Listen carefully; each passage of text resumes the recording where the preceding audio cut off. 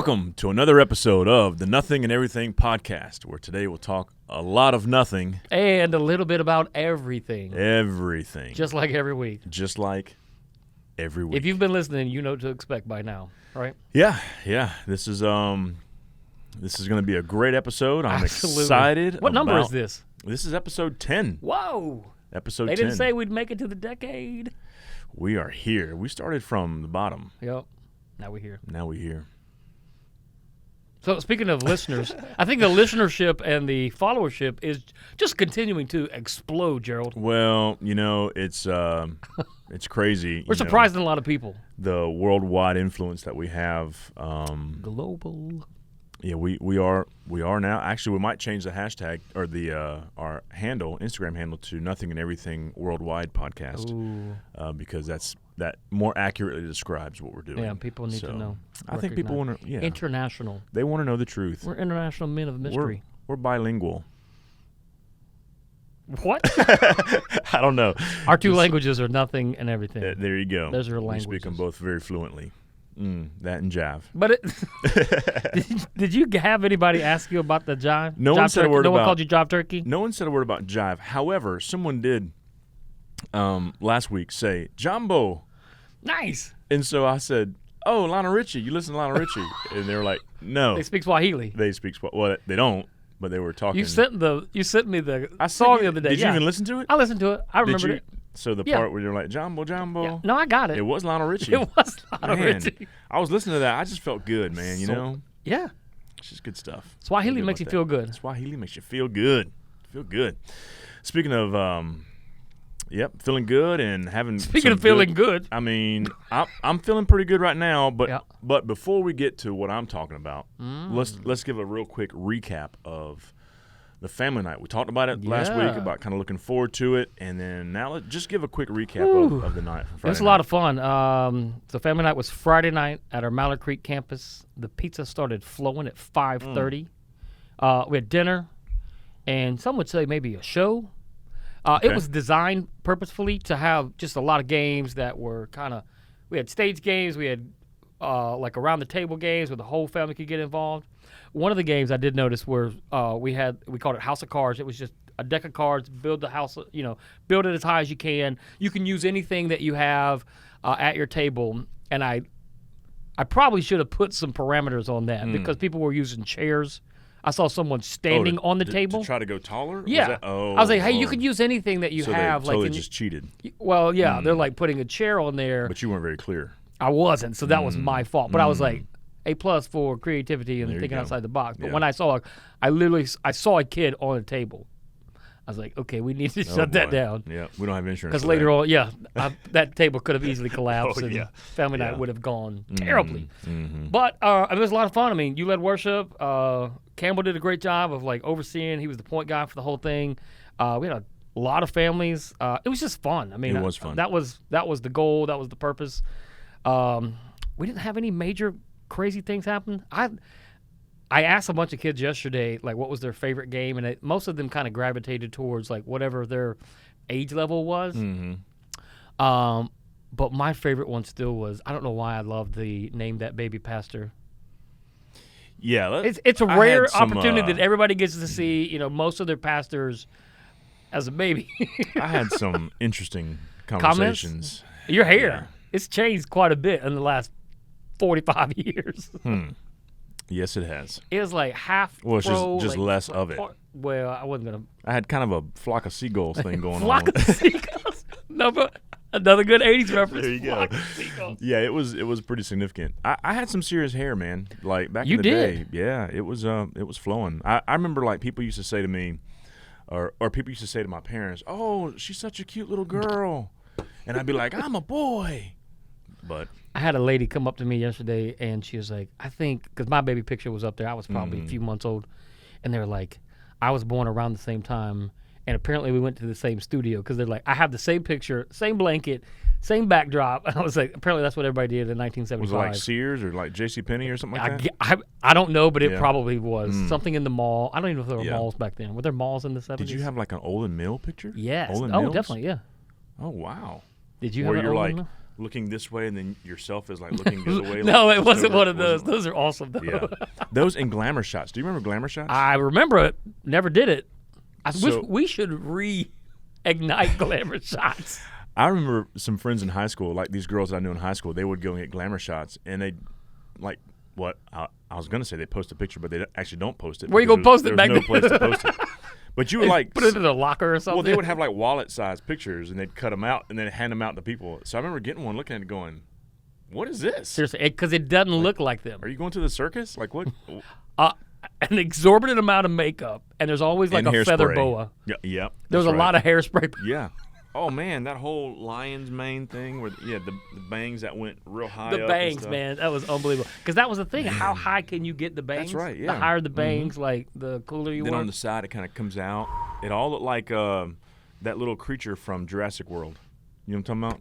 Where I know like what you're talking cool, about. And all of a sudden he's like a gecko, like some kind of lizard or something. That's what glamour shots were. I never did a glamour shot, but yeah, that was really popular. Yeah. I tried to explain it to my kids, and they're just like, "What? Why would someone do that?" Yeah. It looked ridiculous. Yeah, it does. It does look terrible. So Family Night was great. You know, I will say this: the only problem with, well, it's not really a problem. It was just funny. I had a great time at the Family Night, but Sunday morning I get up to lead worship, you know, at church. Yep. And I'm pulling my stuff out of my case, and I look down, and man, there's like cheese balls just mashed all into the stage, and every crack in the. Oh man! So I was like, "Oh yeah, Family Night." Sorry about those guys. So, well, it was fun though. You know, cheese balls, shaving cream. Kids had a blast. Well, Pastor calls our space a gymnacafetorium, so it's it kind of a gymnasium, cafeteria, auditorium, all the above, all of that. So because you have a multi-use space like that, you get multi things. Yep. Multiple things. Multi things. Multi things. Multi things. Everywhere. And so that's kind of what happens. So, yeah. It was good, though. I mean, it was a lot of work, and it was fun. Maybe we'll do it again next year. But I'm thankful for all the families, all the volunteers that helped out. It was a really fun night. So. There was lots of good pictures and videos and stuff. There was one picture that I thought was really cool, and it was where I shot Campbell in the face with the confetti cannon. So two pictures. So that one was really hilarious. close. You got really close. Too close. You got really close with that. But the other one was there was like a picture of like a family, and you could see multiple families in the picture. But they were like, there was a dad with his hands on his kids, and he was just praying over his kids. Mm-hmm. It was really cool. Yep. So even in the midst of all the fun, it was still a gospel-centered event as far as making sure our people hear what it means to be a Christ follower and those kinds of things. So that was really special, and just seeing moms and dads praying for their kids and families praying together, it was just really cool. I enjoyed that a lot. It was fun. That was cool. Maybe we'll do something like that again. Not soon, but right. Give me a little break to let it breathe a little bit. It was good. All right, so let's kind of shift gears a little bit. Your weekend probably. Yeah, your weekend was a little different on Saturday. I'm out there just slaving away doing yard work. You're prepping for what? Well, I'm prepping for a huge game. It's a big deal. Historic game in the Final Four, Carolina Duke. Yep. Like, this is the game where, like if Duke or when Duke beats Carolina, it's like, well, it's Duke. So it's what it is. It's always a toss-up. It doesn't matter what sort of great team that we have. Doesn't matter what the seedings are that year, the records. It just doesn't matter. It doesn't matter. I mean, we were a bubble team. Y'all like an 8 seed, weren't you? Like right now. Yeah. Yeah. But we were a bubble team going into the tournament. I mean, people were even wondering if we were going to make the tournament at all. Yep. And to beat Duke the last game of the season, and then to beat Duke in the Final Four, the first time ever meeting in the tournament, it was pretty historic. And so was that the first time they met in the tournament? I don't think I realized ever. That. Oh wow! Ever. So it's just like the basketball, the whole basketball world revolves around the state of North Carolina. College basketball, that probably is true. Oh yeah, man. Yeah. So Carolina beat Duke. I was nervous, but man, we pulled it out. And I stayed up and watched the whole game. It's a Saturday night. Typically, I just go to bed because Saturday night live. Saturday night, Sunday morning dead. Sunday morning dead. What? Sunday night. You just ruined it. Still dead on Sunday night after Saturday night. So bad. You still recovered from family night. What time did you go to bed on Saturday night? Well, evidently there were a lot of people who were watching the game. I saw that Sunday morning. So I was getting text messages until probably 11:45 or so. What time was tip-off? Like 8:30, 9 o'clock? Like 8:50, something like that. Yeah. I was probably in the bed already. Oh, I'm sure you were. I'm sure you were. But it was a great game, man. I wouldn't miss it for the world. It's, yeah, I love it. I'm a huge Carolina fan, man. I love Carolina. And so they're playing in the finals, the championship game, but this is released on Wednesday. Yeah, so today is Monday. You want to give us, Today is Monday. So all our listeners. But our listeners will hear this on Wednesday, actually. So we'll know. We'll know on Wednesday National what champions happens. Or not. Yep. How about, did you see, who's the guy, the country guy, Eric Church, is that his name? He canceled his concert because he wanted to go to the game instead. It's history, man. It's like a big concert, too. It's not like the listenership of the Nothing and Everything podcast. I mean, it's not like Gerald Malloy's coming to town, right? I mean, how do you feel about that? What? Like if you had paid money to go to that concert, but you're a Carolina fan, so you kind of you said, "Hey, that's legit. He should have done that." You know, I mean, it's cool, man. I'm good with it. I mean, it doesn't bother me, but I don't know who Eric Church is, and I don't listen. I don't know. I couldn't name a single song. Yeah. If he's a country artist. He is, but that's all I know too. So he misses calling as a worship guy because with a name like Eric Church, how man, could you not have Eric Church? I mean, if you change your name to Gerald Church right now, and then like all of my albums will just be called Church Music. Oh gosh, Volume 1, Volume 1, Volume 2. That's like Shane. Hey, we're 30 volumes in. 70. Listen to our music. Oh man. Well, I hope you guys win. Yeah, and okay, now speaking of college basketball, I was watching a game last night. So I'm not a huge fan, but the women's basketball championship was on last night, and I just happened to turn on just for a minute. I love basketball, so I'm watching it, and it's just cool. College, you know, they play for the love of the game. It was UConn and South Carolina, right? UConn and South Carolina. Yep. So this one girl was doing an interview afterwards, and she had on fake eyelashes, which is what my wife noticed. And she was like, "How do you play basketball with fake eyelashes?" It seems it would. And then it reminded me of this meme that I saw not too long ago of a guy who, it was like a couple ladies with these long eyelashes, like they take their sunglasses off. Mm-hmm. They have to sit real far out on their face, you know, because the lashes are so long. You can feel them like and so scraping up the back. He actually had, you know, the little attachments on the clippers, on the hair clippers? Yeah. He had those attachments taped to his eyes. I would love to find that meme. I haven't seen it. Oh, it was hilarious. So like the guards from Clippers, he had them taped to his eyelids. Sitting there on his face like this. And, I mean, it looked ridiculous. But it's just like, man, these ladies, like some of them, I mean, if it's just like a little bit whatever, that's fine. But some of them are way out there. I'm like, you would think it would, number one, it would make your vision a little, you know. I mean, like if it starts coming out. Well, how much glue do you have to put on your eyelid? Not only that, but like if I had lashes like that, like my eyelids would have like abs from like. Your eyelids would have abs. Or not abs, but you know, like. My eyelids would have abs. I mean, from doing all them crunches? Yeah, Is that right. What you said? Yeah, that's what I'm saying. Like, real heavy, you know. I knew this girl when I was a kid who used to pull all of her eyelashes out, so she looked like a little bit of a kind of an alien or something. Not her eyebrows, but like her eyelashes. Why does she do that? I don't know. It was like a nervous twitch thing. But as soon as one would come in, bam, just pop it out.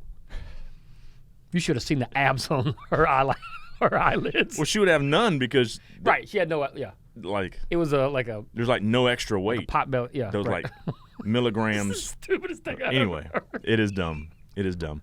But I just thought it was funny. I was like, I mean, these are like athletes, and I mean, these ladies, they're not just like, you know, playing a little bit of basketball. I mean, they're like, they're hustling, and I'm like, how do you do that? I mean, what if you drive the lane and get fouled and one of them comes off? Yeah. You call a timeout so you can go get someone to. It's like going to a glamour shot before the game.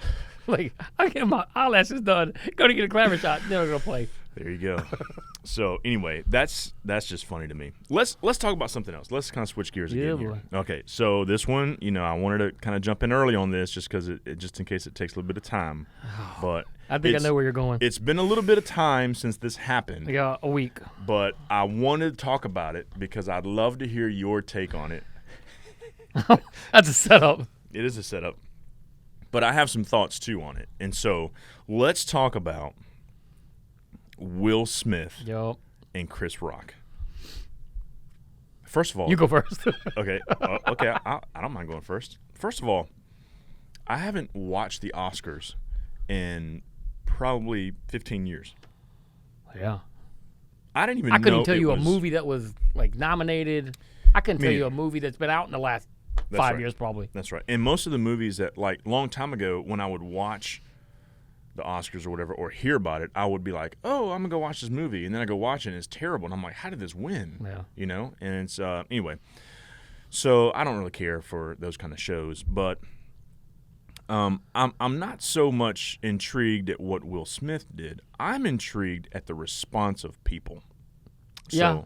It's been all over the map. If you know me, you know that, like, I have this love-hate with Twitter, okay? So, like, I go in there to get news, but then when you're getting news...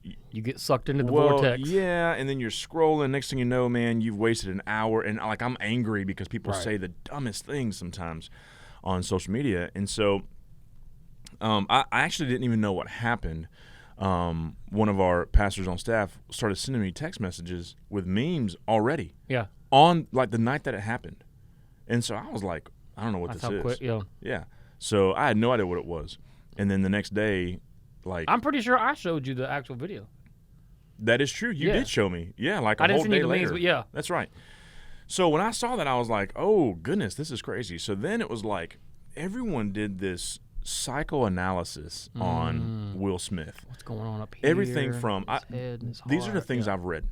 I've read people talk about how the SBC, the Southern Baptist Convention, caused Will Smith to hit Chris Rock. Wow. And I was like, what? I'd like to see the line drawn from... I mean, right. It's like a very crooked line to get there. I mean, that's some mental gymnastics you got to do to kind of link those two together. Really? I mean, I don't even know that Will Smith knows what the SBC is, right? Probably. And so, you know, the fact that someone thinks that it had influence over him to do this or whatever.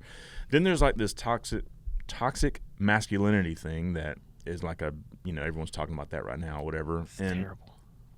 And all these kinds of things. Whereas I look at it, this is my thought. This comedian, Chris Rock, made fun of Will Smith's wife. She has a legit issue or problem or whatever. And so, you know, I just thought it crossed the line. Now, if that would have been me, I would probably not have, like, hit someone. I don't necessarily go to violence first. I say necessarily. I don't hit people. Not necessarily. But in my mind, I'm like, this is, like, there is a line, and I think he crossed the line. Right. And now I know he's got writers and he's got people that, you know, do stuff like that or whatever. But I still think, like... Wait, you're saying the joke crossed the line or the reaction, I mean, both. The physical there's no doubt both crossed the line. Right.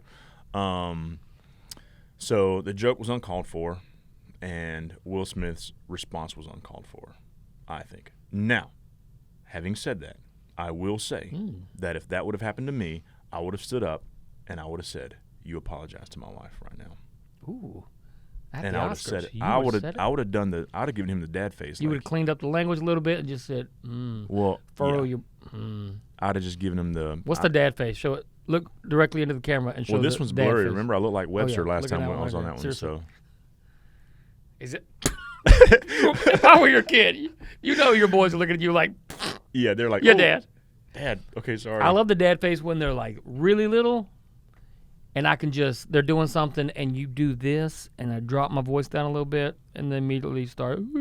I love that. And then it goes away pretty quick, though. Yeah. Then they like, what are you going to do? Yeah. So, anyway, I probably would have given him the face. Yeah? And been like... He'd probably been like, oh, man, I'm so sorry. I shouldn't have said that terrible joke. I'm going to need you to apologize to my It was a bad joke. Like, it wasn't even like a funny joke. It was like a mild joke. It was bad. I mean, when was G.I. Jane out? Like, 20 years ago. You know, did anybody even get that, really? Make fun of certain things, and that's fine. There are certain things that just need to be off limits. I think family. I mean, you can't make fun of people's families. Yeah, that's I understand that that's true. But if you look at the history of like I mean, hosts and comedians and those. I mean, they are roast. I mean, that's what it is. You're there to pick out the actor and the singer. You're right. And so it feels that way. I get it. But I mean, like, that's the history of what is being done. You're right. So it's kind of like anything is, nothing's off limits until that happens. So I don't know. It may change the whole trajectory of comedy or, events like that a host is going to have to be really careful about what they say because somebody might come up there. So well, and the thing is, when it's unscripted, it seemed like it was a little bit unscripted. Like the joke. Maybe that joke wasn't in the. Yeah, maybe he just got out there and said, "Ha, G.I. Jane." I mean, and just thought it right there on the spot and said it. Might want to run that by somebody. I mean, I think so. I don't think he thought through the. I mean, nobody could have predicted, I guess, the reaction, the response. Yeah. From Smith. Now, I will say this. Can we just go back to like Fresh Prince of Bel-Air, like the early days? Well, now there's a new Fresh Prince of Bel-Air. I know, and it looks gritty. I mean, it just looks like everyone's just got an issue. Everyone's got a problem. Everyone's got which is true. Well, that is true. But it's like, I don't know. I just feel like everyone has to psychoanalyze everything nowadays, and it's you're acting this way because of this or because of this. It's just like no, like Yeah, you're a knucklehead. My dad used to tell me this all the time. Uh-oh. He used to always say, violence is never the answer. So I'd be like, yeah, you're right, Dad. Violence is not the answer. He's like, but if someone says something bad about you, he says, if you pop them in the mouth one good time, they're probably not going to say it again. And so I'm like, wait, Dad, I thought violence wasn't the answer. So like continual, persistent violence, not the answer. Right. But one good shot, you'll be all right. But it's still wrong. Right. No, I agree. I mean, it's not right to strike another person. Strike. You smiteth them. I mean, maybe sweep the leg, but not. Oh, sweeping the leg. Because I know where you're going with that one. There's another good 80s reference. He would not have been expecting that, right? So the crane kick. You don't know where it's coming. Ooh, the crane kick. You know it's coming, though. Oh, someone put those hands coming up up for a while. You know exactly where it's it don't matter who you are, how old you are. You got to sweep the leg, Johnny. Sweep the leg, Johnny. So anyway, that's my thought on it. Man, that's some really good takes. I mean, we didn't really have any thoughts, but yeah. I mean, I guess my only thought was like I saw the outpouring of sympathy for Smith. I'm like, well, he's the one that jumped up, explicit, like yelling profanities and actually hit the dude. Yeah. And I thought Rock kind of handled it like, I mean, that's a veteran comedian who's worked his way up, for years. I'm not saying his material is great or anything like that, but he's been doing that, and I'm sure he's had hecklers and people come at him before, and just to sit there and take it and kind of move on. That was the awkward part too, because it was kind of like nobody knew what to do. Like, was that part of this? Is he going to retaliate? And he just kind of said, "Hey, it was a bad joke." No. Chris Rock retaliating though would be like, right, exactly. He didn't. I heard somebody the other day say like, would he have gotten up and gone on stage if, it had been like Jason Momoa or somebody huge. Yeah. Chris Rock's kind of a small guy, so anyway. Well, so hopefully we can patch everything up and move on. And I was kind of waiting for Ashton Kutcher to jump up and go, "You've been punked," because it that would have been a good one though. I mean, like, think about it. Like, if I slapped you in the face right now. Oh boy. Open hand slap, which is so disrespectful. With the slap is way more disrespectful than just a straight punch. If I punch you, it's just like, oh, but a slap's like, ooh, It is way more disrespectful. Right. But if I did that right now, I feel like, if you hit me like that, if you slap me in the face, it would sting so bad I would have to just like touch it and rub it. You know what I'm saying? And the fact that Chris Rock just took it. That's what I was like. That was kept strong. His hands behind his back. I'm like, wait a second. Either maybe he didn't really hit him, or this is all for some sort of show for something later. We could have just all been a part of a movie that is being filmed right then. That could have been made. So, is that one of your conspiracy theories? In a year from now, it could be something like that. Yeah. There could be a movie out 2 years from now. A movie out about Will Smith, something. Chris Rock. I mean, you never know. You never know. We'll see what happens. We'll see. Oh, so, okay, shifting gears again. You're about to fly out, right? Yeah, I got a big week. Yeah. Tomorrow, which will be Tuesday, leaving on a small team to Ecuador. First time to Ecuador. I've never been to Ecuador. I thought you've been there. I've been to a few other like Latin American countries, not Ecuador. Okay. So it'll be good. My 9-year-old, who is in the Spanish immersion program, she'll be doing some interpreting and just hopefully navigating, helping me get around. Where is the bathroom? You know what, Mama? Puedo ir al baño, por favor. Puedo ir? Puedo ir. I thought it was donde está. This is terrible right now. We probably should not be doing this. Anyway, what was I going to say? Oh, when you said interpreting, I immediately went to you singing and her doing some sort of interpretive movement. That's interpretive movement. Right, This is just interpreting. Right. Interpretation. It's all the same. Something like that. It's all the same. It's all the same. But yeah, we'll be down there for 5 days total. I mean, there's like some travel down there. Yeah. We'll be good. We'll be doing some teaching. We'll be hanging out. I mean, it'll be her first. It's been cool to watch her get excited about this because there's the language piece. I mean, she's been learning for 4 years. Yeah. But to be kind of immersed in it, I think she's looking forward to me being the gringo who doesn't speak any English. It doesn't speak any Spanish. And so there's that. She's never flown before. Ooh. I love to travel. Like, if that's one of those things, like if it weren't an issue and time and money and all that stuff, I would do it all the time. So it's cool to watch her kind of Do you have to wear a mask on the airplane still? I think so, yeah. Yeah? So we'll have to get tests coming back. Whoa, we don't have to really? get tests to get into the country, but we have to get tests to come back into America. So, like, the night before we fly out, we have to get a test. Maybe I'm a big chicken right now because I don't know that I want to leave the country. Yeah? You had a big pollo. Pollo grande. I'm a big pollo. You are a big chicken. I'm a pollo campero. So, yeah, it'll be fun. Pollo. I love them, pollo campero. I think they have those down there, right? I don't know about Ecuador, but I mean, I've eaten at them in El Salvador and Guatemala. I've been to Guatemala. You've been have to Guatemala? You really? Yeah. Where'd you go? Guatemala City? Guatemala City, actually, yeah. What'd you do? I was on a mission trip. When was this? It's been 15 years. Really? Yeah. I've been to Guatemala 3 times. This is what. Okay, so I hate to fly. Really? I'm terrified. I'm like John Madden. Oh, I love it. I don't like to get up in the air. I just feel like I'm all out of control. John Madden. You take a bus on all your trips? I wish I could, but my bus would be like a Greyhound, not like his bus. But anyway, I used to always see like they used to always tell me flying into Guatemala, you're in the middle of it's like a valley. The airport's in a valley in the middle of like this huge mountain range. It's like right in the middle of the city. And you kind of go in and then you have to kind of drop down on it. And so landing is terrible. It's kind of exciting, yeah. And then when you leave, you got to kind of go and do the whole. You got to get up really quick. And you take like a hard bank. Oh, yeah, man. I love That's it. scary. No, I hate all that. No, I like it. I love traveling. My wife doesn't like it when I'm gone. Yeah. She's the kind of person. I saw a meme the other day. I thought it was funny. I sent it to her because I was like, this is you. I get to the airport 5 hours before my flight, and I sit at a restaurant across from the gate, still being anxious that I'm going to miss my flight. That's my wife. And I've almost caused us to miss a few flights before. Oh, we're fine on time. Yeah, let's just run and get something. And she's like, no, we have to be there. I used to fly a lot, a long time ago, and I would have my wife or a friend or whoever drop me off at the airport, at the front. Yeah. And I'd have a guitar and a backpack and typically another small bag or something of gear. And I would run through and get to the gate with seconds to spare. They're loading. Really? Oh, yeah.